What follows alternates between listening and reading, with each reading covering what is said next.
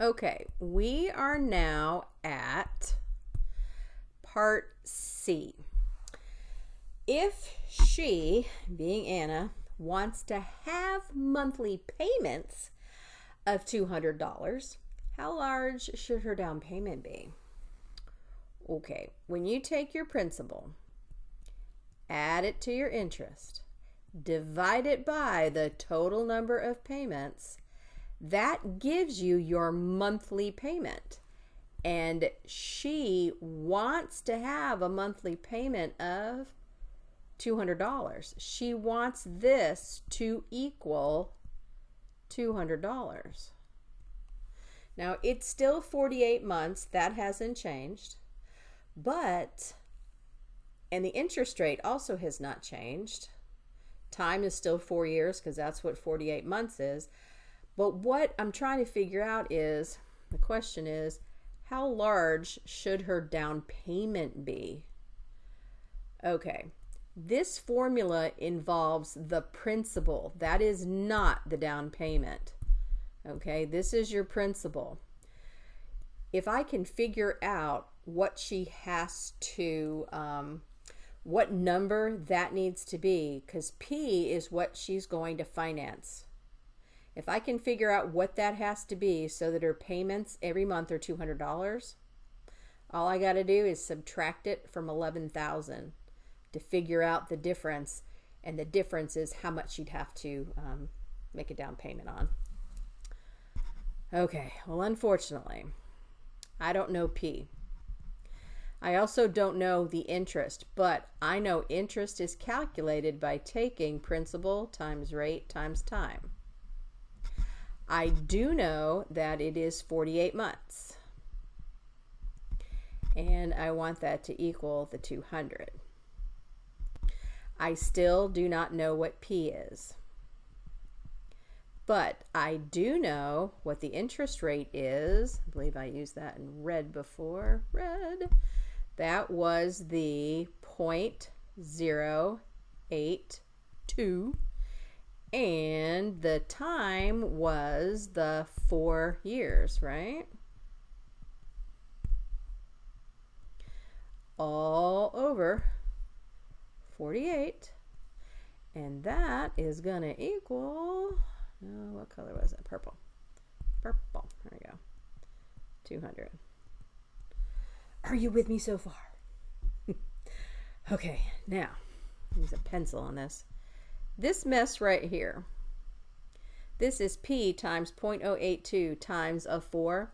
If you multiply the 0.082 times the 4, you get 0.328. And if you take that times the P, and I'm going to switch this all to black right now. Here we go. I'm still going to have the first P and the plus sign, but then P times 0.082 times 4 would be written 0.328 P. Still all over 48, still equal to 200. My job is to figure out what P is. Okay, back to my pencil again. I am going to be adding these together. They are like terms because what I have here is one whole P. So if you have one whole P plus another 0.328 of a P, that gives you 1.328 P.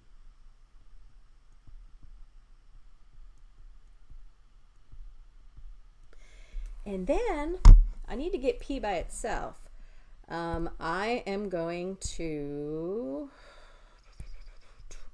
I want to get rid of this division of 48. If you want to undo division of 48, all you have to do is turn around and multiply by 48.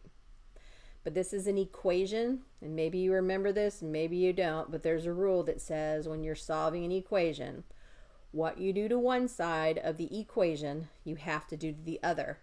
The equal sign separates your sides. And I'm multiplying 48 on the left side so that this 48 and that 48 cancel each other out. And I'm just left with the 1.328 times P. On the other side, I have to multiply 200 times 48, and that actually gives me 9,600. And then the last thing you will do is divide.